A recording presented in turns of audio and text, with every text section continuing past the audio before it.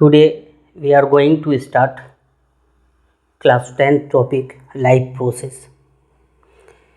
Topic is respiration.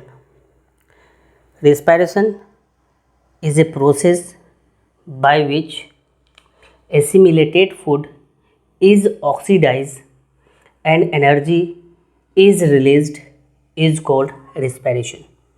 Respiration actually क्या होती है? जो हम खाना खाते हैं ऑक्सीजन के प्रेजेंस में उसका क्या होता है, डाइजेस्टेड फूड का ऑक्सीजन के प्रेजेंस में ऑक्सीडेशन होता है। उस ऑक्सीडेशन से एक्चुअली क्या होती है, रिलीज़ होती है एनर्जी। इसको हम लोग क्या बोलते हैं, रिस्पायरेशन। हमने जो खाना खाया ऑक्सीजन नाक के थ्रू लिया, ऑक्सीजन और फूड इनका क्या होता है, रिएक्शंस होती है। कोई भी सब्सटेंस का ऑक्सीजन के प्रेजेंस में अगर रिएक्शंस होती है उसको क्या बोलते हैं, ऑक्सीडेशन। यहाँ पे फूड की ऑक्सीजन के प्रेजेंस में रिएक्शंस होती है तो हम लोग क्या बोलते हैं, oxidation of food. Oxidation of food, oxidation of food. Food के ऑक्सीजन के प्रेजेंस में फूड का ब्रेक डाउन होता है। ऑक्सीजन के प्रेजेंस में फूड का ब्रेक डाउन होगा, इसको हम लोग क्या बोलेंगे, रिस्पायरेशन।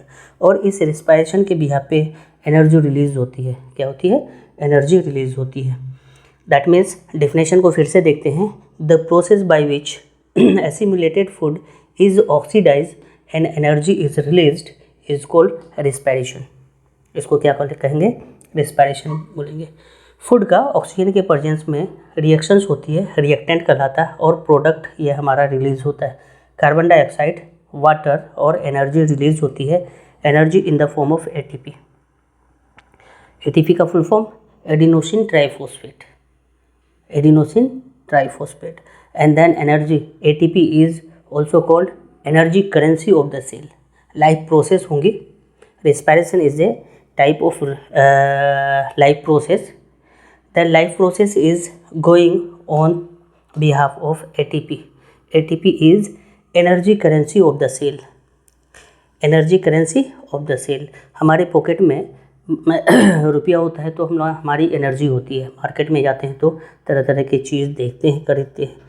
सेल के लिए एनर्जी कौन होता है, ये एटीपी होता है। सेल की एनर्जी क्या है, एटीपी है।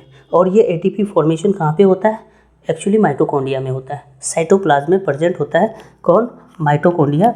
वो माइटोकॉन्ड्रिया में क्या होता है, इस तरह से प्रेजेंट होता है माइटोकॉन्ड्रिया। और यही माइटोकॉन्ड्रिया में क्या होती है, एटीपी रिलीज़ होती है, फॉर्मेशन होता है। माइटोकॉन्ड्रिया को power house of the cell बोलते हैं। और माइटोकॉन्ड्रिया एटीपी जो प्रोड्यूस करता है in the form of, mitochondria जो एनर्जी प्रोड्यूस करता है उस एनर्जी को एटीपी बोलते हैं। इसीलिए एटीपी को energy currency of the cell बोला जाता है। और ये फॉर्मेशन कहाँ पे होता है, माइटोकॉन्ड्रिया में। तो माइटोकॉन्ड्रिया को एक्चुअली क्या बोला जाता है, power house of the cell, electric furnace of the cell, ये बोला जाता है माइटोकॉन्ड्रिया को। दैट मीन्स फूड का ऑक्सीडेशन होगा, carbon dioxide, water and ATP release होगी, 38 मोल एटीपी प्रोड्यूस होगी। रिस्पायरेशन ऑक्सीजन के प्रेजेंस में भी हो सकता है, presence of oxygen aerobic respiration बोलेंगे। एब्सेंस ऑफ ऑक्सीजन होगा एनारोबिक रिस्पायरेशन बोलेंगे। एग्जाम्पल देखेंगे ह्यूमन और एनिमल्स में रिस्पायरेशन जो होती है वो एरोबिक रिस्पायरेशन होती है। That means presence of oxygen होता है। यहीं पे बैक्टीरिया और ईस्ट देखेंगे anaerobic respiration, that means absence of oxygen क्या होती है, रिस्पायरेशन होती है। एरोबिक रिस्पायरेशन को हम लोग देखते हैं थोड़ा डिटेल से। 1 ग्लूकोज मोलिकुल्स को एक्चुअली क्या होता है, ये जो एसिमिलेटेड फूड है, एसिमिलेटेड फूड एक्चुअली क्या है, ग्लूकोज मोलिकुल्स है। 1 ग्लूकोज मोलिकुल्स साइटोप्लाज्म में, ये साइटोप्लाज्म में कन्वर्ट होता है, जिसको हम लोग बोलते हैं, प्रोसेस को बोलते हैं ग्लाइकोलाइसिस, साइटोप्लाज्म में होती है। और 2 मोलिकुल्स पायरुविक एसिड का फॉर्मेशन होता है। 2 मोलिकुल पायरुविक एसिड का फॉर्मेशन होता है। और ये 2 मोलिकुल्स पायरुविक एसिड फिर माइटोकॉन्ड्रिया में एंट्री होती है, प्रेजेंस ऑफ ऑक्सीजन माइटोकॉन्ड्रिया में, कार्बन डाइऑक्साइड, वाटर और 38 एटीपी का फॉर्मेशन करता है। इसको समझने की कोशिश करेंगे डायग्राम के साथ। तो एक सेल है, न्यूक्लियस है, माइटोकॉन्ड्रिया है। तो सबसे पहले ग्लूकोज जो एंट्री होती है, ग्लूकोज दैट मीन्स ये जो 1 मोल ग्लूकोज की बात करते हैं, ये ग्लूकोज की एंट्री कहाँ पे होती है, C6H12O6। ये साइटोप्लाज्म में होता है, कहाँ पे, साइटोप्लाज्म में, C6H12 O6। अब ये ग्लूकोज किस में कन्वर्ट होता है? पायरुविक एसिड में। कितना मॉलिक्यूल्स पायरुविक एसिड में? 2 मॉलिक्यूल्स पायरुविक एसिड में। एक्चुअली ग्लूकोज 6 कार्बन कंपाउंड्स है, पायरुविक एसिड 3 कार्बन कंपाउंड है। दैट मीन्स ये 2 मॉलिक्यूल्स में बनता है। यहाँ पे मैंने रिप्रेजेंट किया, यहाँ पे नहीं कर रहा हूँ। तो ग्लूकोज की एंट्री होती है साइटोप्लाज्म में। साइटोप्लाज्म में ग्लाइकोलाइसिस होता है। क्या होती है साइटोप्लाज्म में? ग्लाइकोलाइसिस होती है और पायरुविक एसिड का फॉर्मेशन होता है। पायरुविक एसिड यहाँ फॉर्मेशन होता है। ये पायरुविक एसिड माइटोकॉन्ड्रिया में एंट्री करता है। ऑक्सीजन के प्रेजेंस में माइटोकॉन्ड्रिया में ये कार्बन डाइऑक्साइड, वाटर और 38 एटीपी प्रोडक्शन करती है। अभी हम लोगों ने देखा यहाँ पे 38 एटीपी का जो फॉर्मेशन होता है रिस्पायरेशन प्रोसेस में, वो इस तरह से होता है। एरोबिक रिस्पिरेशन, ऑक्सीजन के प्रेजेंस में, presence of oxygen plus NCE, presence oxygen, presence of oxygen, ये क्या होती है? 38 एटीपी का फॉर्मेशन करता है। एरोबिक रिस्पिरेशन, फूड का oxidation in presence of oxygen, in presence of oxygen, food का ऑक्सीडेशन, ग्लूकोज का oxidation in presence of oxygen, और रिलीज कितना होता है? 38 एटीपी रिलीज होती है। इसी वजह से बोलते हैं प्रोसेस है जिसमें एसिमिलेटेड फूड ऑक्सीडाइज होती है ऑक्सीजन के प्रेजेंस में एंड एनर्जी रिलीज होती है एटीपी फॉर्म्स में। Aerobic respiration in presence of oxygen. यही एनारोबिक रिस्पिरेशन को देखेंगे, ऑक्सीजन के एब्सेंस में होगा, साइटोप्लाज्म में होता है। एनारोबिक रिस्पिरेशन कहाँ पे होता है? साइटोप्लाज्म में होता है। एग्जाम्पल में हम लोग बैक्टीरिया और ईस्ट को देखे थे। तो ये बैक्टीरिया और ईस्ट में क्या होती है? इस तरह से glucose molecules, one glucose molecules pyruvic acid में कन्वर्ट होता है। फिर ये फर्मेंटेशन करता है, absence of oxygen, ethyl alcohol, carbon dioxide और 2 एटीपी का फॉर्मेशन करता है। 2 एटीपी का फॉर्मेशन कहाँ पे होती है? इस तरह से एनारोबिक रिस्पिरेशन में। एब्सेंस ऑफ ऑक्सीजन क्या होती है? Absence of oxygen, glucose molecules pyruvic acid में कन्वर्ट होता है। फिर ये इथाइल अल्कोहल में कन्वर्ट होता है। C2H5OH, इथाइल अल्कोहल, इसको हम लोग क्या बोलते हैं? Ethyl alcohol.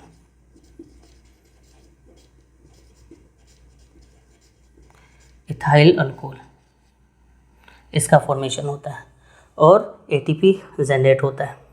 ये तो रही एब्सेंस ऑफ ऑक्सीजन। दूसरा हम लोग देखते हैं lack of oxygen. One molecules glucose molecules pyruvic acid में कन्वर्ट होता है। ये पायरुविक एसिड लैक्टिक एसिड में कन्वर्ट होता है। ये क्या होती है? लैक्टिक एसिड में, और 2 एटीपी प्रोडक्शन होती है, एनर्जी प्रोडक्शन होती है। लैक्टिक एसिड हमारी मसल्स में जमने लगता है, जिस वजह से हमारी मसल्स क्या होती है? क्रैम्प कर जाती है। क्या हो जाता है? मसल्स थक जाता है, क्रैम्प कर जाना होता है।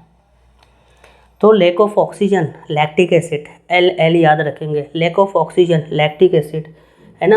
Absence of oxygen, ethyl alcohol, absence of oxygen, ethyl alcohol. Anaerobic respiration, that means absence of oxygen. Lack of oxygen, lactic acid का फॉर्मेशन होगा। मसल्स हमारी क्या होती है? क्रैम्प कर जाती है। मसल्स हमारी क्या कर जाती है? क्रैम्प कर जाती है, इस तरह से। ठीक है, तो ये हमारा प्रोसेस था जिसमें सबसे पहले ग्लाइकोलाइसिस होती है और फिर माइटोकॉन्ड्रिया में पायरुविक एसिड का कन्वर्जन होता है और एनर्जी रिलीज होती है। बैक्टीरिया और ईस्ट में इस तरह से ग्लूकोज पायरुविक एसिड में कन्वर्ट होता है और ये इथाइल अल्कोहल और कार्बन डाइऑक्साइड और एटीपी प्रोडक्शन करता है। ये इथाइल अल्कोहल है, C2H5OH, ethyl alcohol. Lack of oxygen, glucose का formation, one glucose molecules 2 ATP का फॉर्मेशन करता है और हमारी मसल्स में लैक्टिक एसिड जमने लगता है, लैक्टिक एसिड फॉर्मेशन होने लगता है। लैक्टिक एसिड जमने की वजह से हमारी मसल्स थक जाती है, क्रैम्प कर जाती है। जब लॉन्ग एक्सरसाइज करते हैं, लंबा रनिंग करते हैं, तो हमारी मसल्स थक जाती है because of deposition of lactic acid. अब एक जनरल बात करें, किसी मशीन के पावर को हॉर्स पावर बोला जाता है, एलिफेंट पावर नहीं बोला जाता है। हॉर्स से ज़्यादा एलिफेंट ताकतवर होता है, बट एलिफेंट पावर नहीं लिखा जाता है बिकॉज उसके मसल्स में ये लैक्टिक एसिड नहीं जमता है। जमता भी है तो बहुत रिड्यूस अमाउंट में, बहुत कम अमाउंट में। इसी वजह से मशीन के पावर को किस फॉर्म में लिखा जाता है? हॉर्स पावर में लिखा जाता है, एलिफेंट पावर नहीं लिखा जाता बिकॉज हॉर्स के मसल्स में लैक्टिक एसिड का फॉर्मेशन नहीं के बराबर होता है, इसीलिए वो बहुत लंबा चल सकता है, दौड़ सकता है। ओके, अब इन तीनों को presence of oxygen, absence of oxygen, lack of oxygen simply करके देखते हैं। ग्लूकोज मॉलिक्यूल्स पायरुविक एसिड में कन्वर्ट होता है, presence of oxygen carbon dioxide, water और 38 एटीपी का प्रोडक्शन करता है। ग्लूकोज मॉलिक्यूल्स पायरुविक एसिड का कन्वर्ट होता है, absence of oxygen ethyl alcohol का फॉर्मेशन करता है। Absence of oxygen ethyl alcohol का फॉर्मेशन होता है, कार्बन डाइऑक्साइड और एटीपी रिलीज होती है, 2 एटीपी। ईस्ट में ये खेला होता है, फर्मेंटेशन जिसको हम लोग बोले थे, क्या बोले थे, फर्मेंटेशन। इथाइल अल्कोहल का फॉर्मेशन होता है। Lack of oxygen muscle cells में लैक्टिक एसिड का फॉर्मेशन और 2 एटीपी रिलीज करता है। कुछ समझ में आया? प्रेजेंस ऑफ ऑक्सीजन जितने भी एनिमल्स हैं उसमें क्या होता है, presence of oxygen that means aerobic respiration अगर करेगा तो carbon dioxide, water and then energy huge amount of energy release होती है। कितना? 38 एटीपी। और यहीं पे एब्सेंस ऑफ ऑक्सीजन 2 एटीपी ही फॉर्म होता है। Lack of oxygen lactic acid का जो फॉर्मेशन होता है यहाँ पे भी 2 एटीपी फॉर्म्स होते हैं। कितना? 2 एटीपी ही फॉर्म्स होता है। ओके, तो ये डाटा हमें याद रखने की ज़रूरत है। फाइनली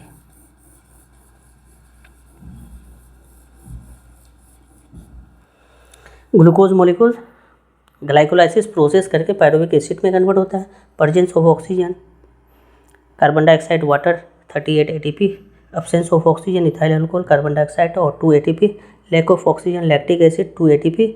मसल सेल्स में यह लैक्टिक एसिड का फॉर्मेशन होता है, इस वजह से मसल्स क्रैम्प करा जाता है। नेक्स्ट हम लोग देखते हैं aerobic respiration and anaerobic respiration, differentiate करते हैं। एरोबिक रिस्पिरेशन है प्रेजेंस ऑफ ऑक्सीजन होता है। एरोबिक रिस्पिरेशन क्या होती है? प्रेजेंस ऑफ ऑक्सीजन होता है। Aerobic respiration presence of oxygen और anaerobic respiration absence of oxygen, food का ब्रेकडाउन होता है। Aerobic respiration presence of oxygen, food का ब्रेकडाउन होता है जिसको हम लोग बोलते हैं oxidation of food, absence of oxygen यहाँ पे होती है। दूसरा एरोबिक रिस्पिरेशन में कहेंगे फूड कंप्लीट ब्रेकडाउन होता है। ऑक्सीडेशन ऑक्सीजन के प्रेजेंस में फूड का कंप्लीट ब्रेकडाउन होता है। यहीं पे एनारोबिक रिस्पिरेशन में ऑक्सीजन के एब्सेंस में पार्शियल ब्रेकडाउन फूड का होता है।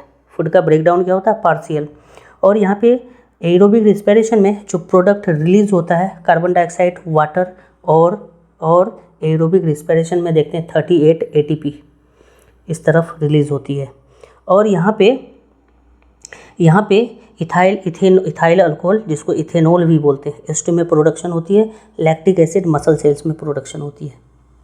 ओके, मोर एटीपी रिलीज होती है, that means 38 ATP. Aerobic respiration में 38 और एनारोबिक रिस्पिरेशन में 2 एटीपी एनर्जी क्या होती है? रिलीज होती है। ओके, ये हमारा रिस्पिरेशन था। रिस्पिरेशन इन प्लांट्स अब हम लोग मेंशन करेंगे।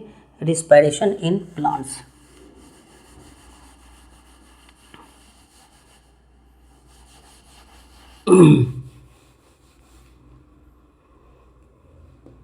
नेक्स्ट हमारा होगा रिस्पिरेशन इन प्लांट्स।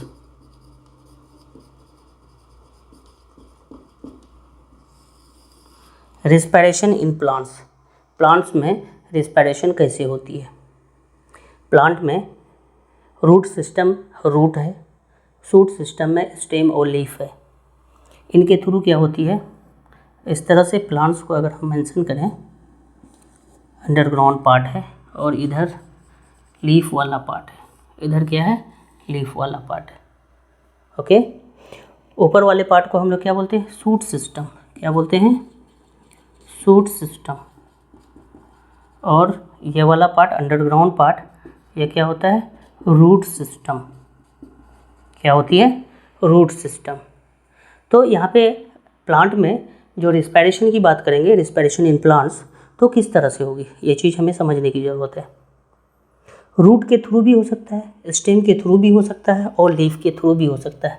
मैं इसे रेड पेन से लिखता हूँ। रूट के थ्रू भी हो सकता है, स्टेम के थ्रू भी हो सकता है और लीफ के थ्रू भी हो सकता है।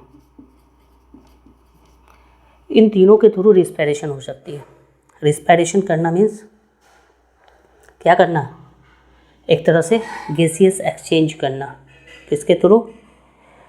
रूट के थ्रू, स्टेम के थ्रू और फिर लीफ के थ्रू। देखते हैं किस तरह से क्या होती है, रिस्पायरेशन होती है, रिस्पायरेशन इन प्लांट्स में। अब यहाँ पे प्लांट को अगर देखें, प्लांट में रूट वाला पोर्शन जो है ये एक्चुअली है क्या, यूनिसेल्यूलर। क्या है, यूनिसेल्यूलर है, एक सेल से बना हुआ है। रूट में जो रूट हेयर्स होता है, इसमें क्या होती है, रूट में रूट हेयर्स होती है एक्चुअली।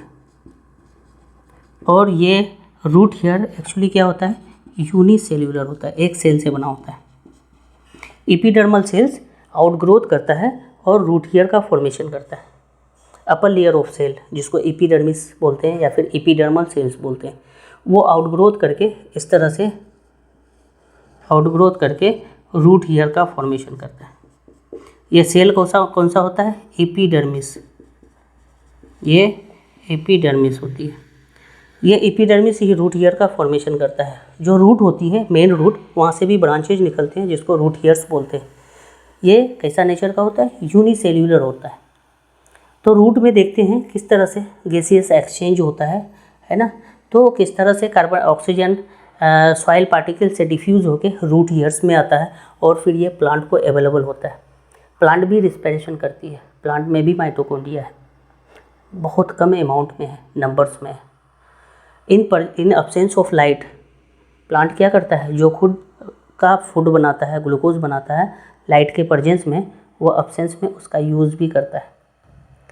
ओके, तो ये जो यूजेज होती है तो किसके थ्रू होती है, प्लांट में होती है।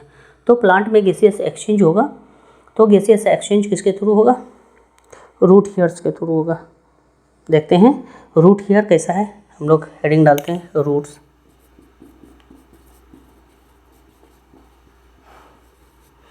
ये रूट है, रूट एक्चुअली क्या करता है, फॉर्मेशन करता है रूट हेयर्स का।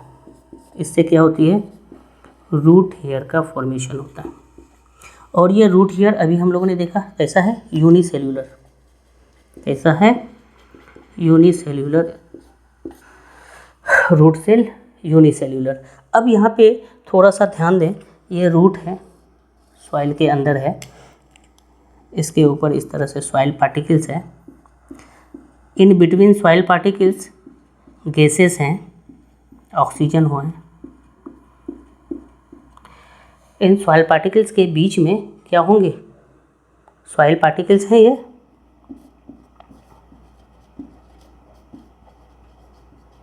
इन सॉइल पार्टिकल्स है। और हम जो यहाँ पे दिखा रहे हैं ये पार्ट, ये क्या है, रूट हेयर है। ये क्या है, रूट हेयर्स है। तो सॉइल पार्टिकल्स के बीच में जो ऑक्सीजन मॉलिक्यूल्स है वो डिफ्यूज़ होगा, रूट हेयर सेल्स में चला जाएगा। सॉइल पार्टिकल से रूट हेयर्स में ये डिफ्यूज़ होके चल जाएगा। ये ऑक्सीजन कहाँ पे है, इन बिटवीन सॉइल पार्टिकल्स। ये high concentration to low concentration, that means soil particles में ज़्यादा कंसंट्रेशन में है, रूट पार्टिकल्स में नहीं के बराबर है। तो ये क्या होगा, डिफ्यूज़ होके हाई टू लो क्या हो जाएगा, रूट हेयर के अंदर चल जाएगा। यहाँ पे हम लोग देखते हैं ये जो सॉइल पार्टिकल्स है, सॉइल पार्टिकल्स के बीच में ऑक्सीजन बिटवीन सॉइल पार्टिकल्स, क्या है, ऑक्सीजन बिटवीन सॉइल पार्टिकल। जो ऑक्सीजन सॉइल पार्टिकल में है ये एक्चुअली क्या करेगा, डिफ्यूज़ होगा, डिफ्यूज़न होगी, और ये रूट हेयर्स में एंट्री कर जाएगा। इस तरह से रूट हेयर्स में ये एंट्री कर जाएगा। ओके, तो गैसियस एक्सचेंज होगा, ऑक्सीजन से बॉडी के अंदर आएंगे, रूट्स में आएंगे, और जो फूड है उसका रिस्पिरेशन होगा। ओके, अब देखते हैं स्टेम के थ्रू कैसा होता है।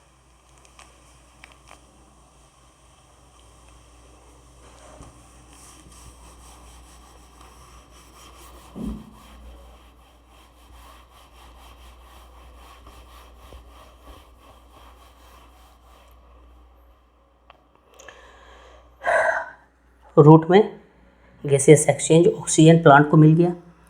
रूट के बाद स्टेम में देखेंगे, स्टेम में गैसियस एक्सचेंज किस तरह से होती है ना।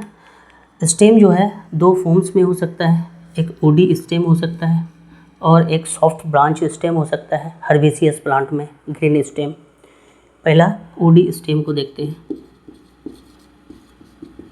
ओडी स्टेम, ओडी स्टेम में एक्चुअली क्या होता है, लेंटिसेल्स होता है, छोटा छोटा पोर होता है। क्या होता है, लेंटिसेल्स। ये लेंटिसेल्स एक्चुअली किसको बोलते हैं, small pore present on woody stem. क्या होता है actually, small pore present in woody stem. Woody stem में इस तरह से क्या होती है, स्मॉल पोर प्रेजेंट होता है, जिसको हम लोग क्या बोलते हैं, लेंटिसेल बोलते हैं। क्या बोलते हैं, लेंटिसेल बोलते हैं। ओके, ओडी स्टेम में छोटा छोटा छेद होता है, पोर होता है, उसको हम लोग क्या बोलते हैं, लेंटिसेल्स बोलते हैं। इसके थ्रू भी क्या होती है, गैसियस एक्सचेंज होता है, प्लांट को ऑक्सीजन मिल जाएगा। दूसरा जो होता है, हर्बेसियस ग्रीन स्टेम वाले प्लांट्स होते हैं, हर्ब्स। हर्बेसियस प्लांट, कैसा प्लांट, हर्बेसियस प्लांट, बुशी प्लांट, छोटा प्लांट। इसके क्या होते हैं, ग्रीन स्टेम होता है, और ये ग्रीन स्टेम में स्टोमाटा प्रेजेंट होता है। ग्रीन स्टेम में क्या होती है, प्रेजेंट होता है स्टोमाटा। स्टोमाटा क्या प्रेजेंट होता है हर्बेसियस प्लांट में, ग्रीन स्टेम कर सकते हैं, स्टोमाटा प्रेजेंट होता है। माइन्यूट पोर होता है फॉर गैसियस एक्सचेंज। क्या होती है, माइन्यूट पोर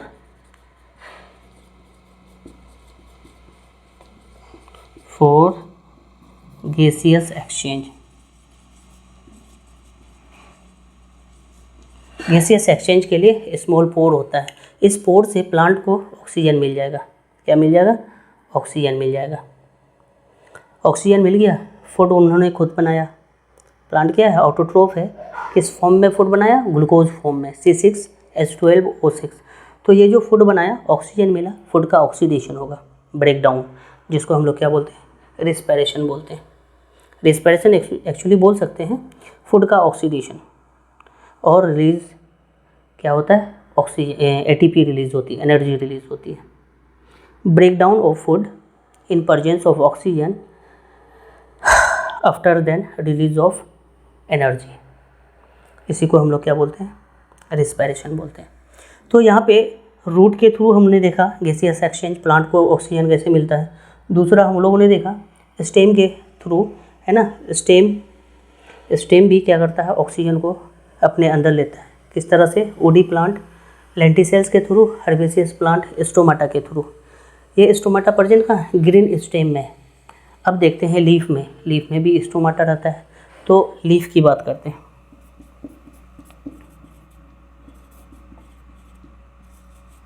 लीफ को अगर देखें तो इस तरह से लीफ प्रेजेंट है ना। लीफ सरफेस में, चाहे तो डोर्सल या फिर वेंट्रल सरफेस में, इस तरह से क्या होती है, स्टोमाटा प्रेजेंट होता है। क्या होता है, स्टोमाटा प्रेजेंट होता है। और ये स्टोमाटा क्या करता है, गैसियस एक्सचेंज करता है। लाइट के प्रेजेंस में फोटोसिंथेसिस होता है, तो कार्बन डाइऑक्साइड अंदर लेता है, ऑक्सीजन बाहर छोड़ता है। और जब लाइट नहीं होती है, एब्सेंस ऑफ लाइट, प्लांट क्या करता है, ऑक्सीजन लेता है, कार्बन डाइऑक्साइड छोड़ता है। तो हमें फूड का ऑक्सीडेशन करना है तो ऑक्सीजन चाहिए, इन एब्सेंस ऑफ लाइट होगा। इन एब्सेंस ऑफ लाइट अगर होता है ऑक्सीडेशन फूड का, तो स्टोमाटा क्या लेंगे, एटमॉस्फेयर से ऑक्सीजन लेगा, कार्बन डाइऑक्साइड छोड़ेगा। अब स्टोमाटा को थोड़ा सा ध्यान से देखें। स्टोमाटा एक्चुअली 2 गार्ड सेल से बना होता है, और उसके बाहर सब्सिडरी सेल्स होता है। गार्ड सेल में क्लोरोप्लास्ट भी प्रेजेंट होता है, जो फोटोसिंथेसिस भी करता है और प्लस वाटर को लेता भी है और छोड़ता भी है। स्टोमाटा ओपनिंग मैकेनिज्म में हम लोग देखेंगे, वाटर का अगर इंटेक्ट होता है सब्सिडरी सेल से, बाहर वाले सेल से, गार्ड सेल में, तो जैसे ही गार्ड सेल के अंदर पानी आता है तो वो टर्जिट हो जाता है, स्टोमाटा ओपन हो जाता है। और जैसे ही गार्ड सेल से सब्सिडरी सेल में पानी निकल जाता है तो गार्ड सेल फ्लैशिड हो जाता है, जिस वजह से स्टोमाटा फिर से क्या होता है, क्लोज हो जाता है। तो ये mechanism of closing and opening of stomata में देखेंगे। बट अभी हम लोग क्या करते हैं, गैसियस एक्सचेंज देखते हैं। ये स्टोमाटा को मैं इस तरह से दिखा रहा हूँ। ये दो bean shape stomata guard cell होती है, दो बीन सेल इस तरह से गार्ड सेल होती है, और इस दो गार्ड सेल के साथ बाहर में इस तरह से सब्सिडरी सेल्स होता है। और ये जो पोर नज़र आ रहा है ना, ये स्टोमेटल पोर है, स्टोमाटा, ये स्टोमाटा है, जिसको हम लोग स्टोमेटल पोर भी बोलते हैं, स्टोमेटल पोर। और यही स्टोमेटल पोर में क्या होती है, गैसियस एक्सचेंज होता है। ऑक्सीजन रिस्पायरेशन में क्या होता है, बाहर जाता है या अंदर आता है। अगर रिस्पायरेशन होगा तो ऑक्सीजन अंदर होगा, कार्बन डाइऑक्साइड बाहर होगा। और लाइट के प्रेजेंस में उल्टा होता है। ये स्टोमाटा में क्या होता है, गैसियस एक्सचेंज होता है। एक्चुअली क्या होता है, gaseous exchange. That means carbon dioxide बाहर जाते हैं और ऑक्सीजन, इन दोनों का होता है, कार्बन डाइऑक्साइड और ऑक्सीजन का। स्टोमाटा के थ्रू एंट्री और एग्जिट होती है, स्टोमेटल पोर के थ्रू। ओके, ये जो बाहर वाले सेल हैं ये क्या हैं, सब्सिडी सेल हैं, और अंदर जो सेल दिखा रहे हैं उसको गार्ड सेल बोलते हैं, जीसी। और बाहर वाला सेल्स होता है सब्सिडी सेल्स, एससी लिखते हैं, एससी जीसी। सब्सिडी सेल्स बाहर वाला सेल्स, और अंदर बीन शेप दो गार्ड सेल होता है इस तरह से, ये इसको बोलते हैं guard cell, GC.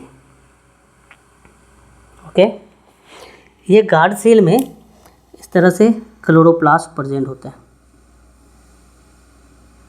Guard cell actually epidermal cells है किसी भी, और इसके अलावा कहीं पे भी क्लोरोप्लास्ट प्रेजेंट नहीं होता, सिर्फ गार्ड सेल में ही प्रेजेंट होता है। ओके, हम लोग देखते हैं डे टाइम में और नाइट टाइम में जो स्टोमाटा फंक्शन करता है किस तरह से करता है। डे टाइम में एक्चुअली लाइट के प्रेजेंस में फोटोसिंथेसिस करता है, बट नाइट टाइम में क्या होती है, फोटोसिंथेसिस नहीं होती है, वहाँ पे रिस्पायरेशन होता है।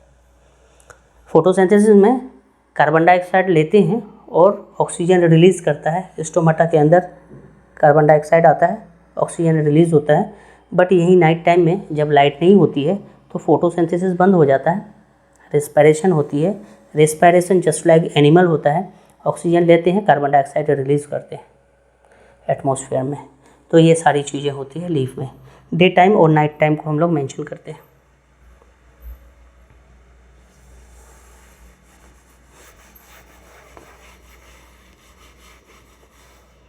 इन डे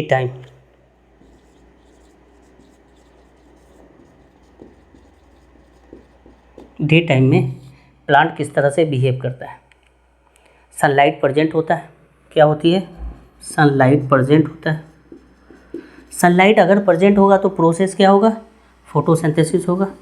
क्या होगा, फोटोसिंथेसिस। और अगर फोटोसिंथेसिस होता है तो प्लांट को रिक्वायरमेंट होती है, क्या होती है, रिक्वायरमेंट होती है कार्बन डाइऑक्साइड की, कार्बन डाइऑक्साइड की। और ये कार्बन डाइऑक्साइड कहाँ से आएगा, किसी भी एनिमल्स जब रिस्पायरेशन करेंगे तब आएगा, रिस्पायरेशन से आएगा। रिस्पायरेशन में इस तरह से कार्बन डाइऑक्साइड रिलीज़ होती है, और रिस्पायरेशन में ऑक्सीजन ऑर्गेनिज्म लेता है और कार्बन डाइऑक्साइड रिलीज़ करता है। और ये carbon dioxide plant, green plant photosynthesis में यूज़ करता है। इसका क्या करता है, यूज़ करता है। तो डे टाइम में फोटोसिंथेसिस प्रोसेस होती है, सनलाइट प्रेजेंस जब होता है, यहाँ पे कार्बन डाइऑक्साइड का यूज़ होता है, एंट्री होती है स्टोमाटा के थ्रू, और फोटोसिंथेसिस के बाद क्या होता है, प्लांट ऑक्सीजन रिलीज़ करता है। क्या करता है, ऑक्सीजन रिलीज़ करता है। ये ऑक्सीजन एक्चुअली रिस्पायरेशन के लिए एनिमल्स को मिल जाता है, और रिस्पायरेशन के बाद कार्बन डाइऑक्साइड रिलीज़ होती है, ये फिर प्लांट ले लेते हैं। दैट मीन्स ये साइक्लिक प्रोसेस होती रहती है। ये किस टाइम में होती है, जब सनलाइट होती है, प्लांट फोटोसिंथेसिस प्रोसेस करता है, तो प्लांट को कार्बन डाइऑक्साइड की यूज़ होती है, रिक्वायरमेंट होती है। और रिलीज़ क्या करते हैं, as a by product oxygen. इस बाई प्रोडक्ट को रिस्पायरेशन में कोई भी अदर एनिमल्स क्या करता है, यूज़ करता है, और फिर ये रिलीज़ करता है कार्बन डाइऑक्साइड। नाइट टाइम देखते हैं,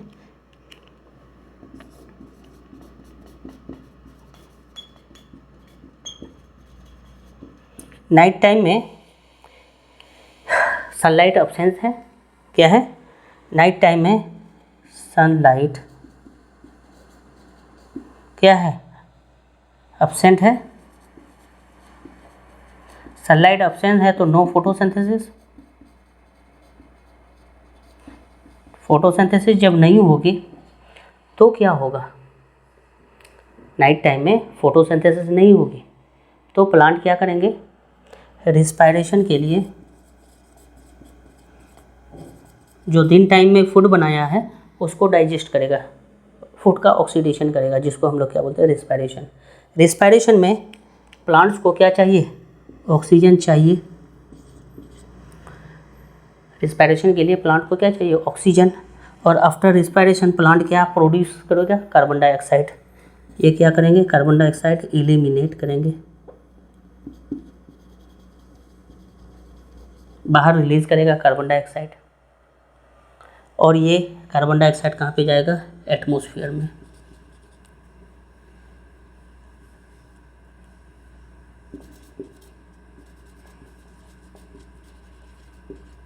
ये एटमॉस्फेयर में रिलीज होगा। दैट मीन्स नाइट टाइम में हम प्लांट के आसपास नहीं रहते हैं। हमारे बुजुर्ग कहते हैं कि रात के टाइम में प्लांट हम जैसा बिहेव करता है, ऑक्सीजन लेता है, कार्बन डाइऑक्साइड एलिमिनेट करता है। तो एटमॉस्फेयर में प्लांट के आसपास कार्बन डाइऑक्साइड ज़्यादा होगा। हम भी कार्बन डाइऑक्साइड रिलीज़ करते हैं, प्लांट भी रिलीज़ करता है। दैट मीन्स हमें फ्रेश ऑक्सीजन नहीं मिलेगा, है ना। ये चीज़ें यहाँ पे होती है, नाइट टाइम में प्लांट करता है।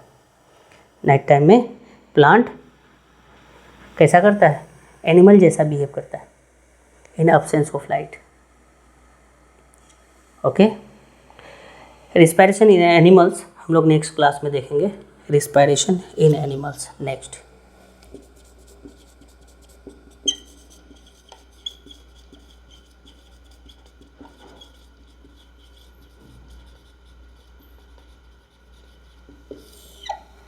respiration in animals. Okay, thank you.